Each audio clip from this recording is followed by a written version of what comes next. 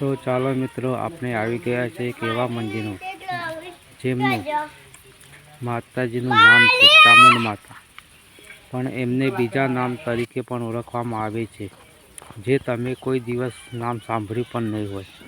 તો આ વિડીયોમાં હું તમને એ માતાજીના દર્શન કરાવું છું. તો જેટલા પણ મિત્રો આ વિડીયો જોતા હોય અને માતાજીને માનતા હોય તો લાઈક, શેર અને સબસ્ક્રાઈબ જરૂર કરજો મિત્રો. તો ચાલો મિત્રો, હું તમને મંદિર બતાવી દઉં. આ બાજુના ડુંગરામાંથી નહીં ટીંબા ગામમાં કે નથી ડભોરા ગામમાં, વચ્ચે આવેલું આ મંદિર છે, જેને લોકો હાકરોટ માતા તરીકે પણ ઓળખે છે. તો જોઈ લો મિત્રો, આ મંદિર આવેલું છે. જોઈ લો મિત્રો, આ સામે મંદિર દેખાય, અને હવે આપણે એ મંદિર પાસે જઈને તમને બતાવીશું. તો ચાલો મંદિરે. તો જોઈ લો મિત્રો, સામે ડુંગર છે. અહીંયા એક ઘરના બાજુમાં જ મંદિર આવેલું છે. એ મારા મામાનું ઘર છે. આ મારો છોકરો દેખાય છે. અને આ ડભોરા ગામના માતાજી છે. અને મિત્રો દર્શન કરવા દર રવિવારે અહીંયા આવે છે બધા.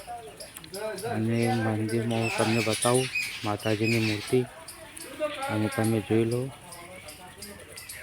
જો મિત્રો, ચામુંડ માતાનું મંદિર, અને આ માતાજીને લોકો હાકરોટ માતા તરીકે પણ ઓળખે છે. ત્યાં લોકો હાકરોટ માતા તરીકે જ ઓળખે છે લોકો. અને અહીંયા ડભોરા ગામના અને ટીંબા ગામના લોકો દર્શન કરવા આવે છે. અસલમાં આ માતાજી છે ડભોરા ગામના છે. અને સિકોતર માતાના પણ દર્શન કરાવી દઉં ચાલો. તો જોઈ લો મિત્રો, આ મંદિર છે સિકોતર માતાનું. જે પણ સિકોતર માતાને માનતા હોય એ પણ સબસ્ક્રાઈબ કરજો મિત્રો, સાચા દિલથી કરજો મિત્રો. જોઈ લો. અને બાજુમાં જોગણી માતાનું મંદિર પણ આવેલું છે, એમના પણ દર્શન કરાવી દઈએ ચાલો.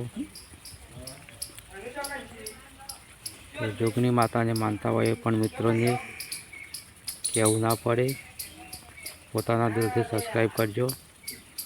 તો જોઈ લો મિત્રો, જોગણી માતાનું મંદિર.